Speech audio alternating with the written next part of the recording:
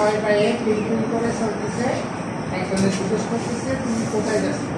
বলতেছে, মানে শীতকাল আসতেছে, আমি শীতের জন্য সঞ্চয় করতেছি।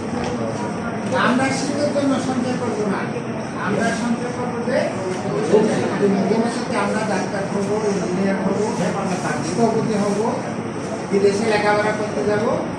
তো সেই জন্য আমাদের এখন থেকে সঞ্চয়ের উপর একটা মানে আকর্ষণ বা মানে চেতনা, আগ্রহ, এটা এখন থেকে সৃষ্টি করতে হবে। যদি সঞ্চয় আমাদের মা বাবা আমাদেরকে প্রতিদিন কিছু কিছু টিফিন করে দেয়, তাই না? ওখান থেকে যদি আমরা মাসে 10 টাকা, 20 টাকা, 30 টাকা পারবো না আমরা যদি একটা অ্যাকাউন্ট করি, মাসে অন্তত আমরা প্রত্যেকদিন আমাদের মা বাবা 10 টাকা 20 টাকা করে দেয়, কেমন? আমি যদি ওখান থেকে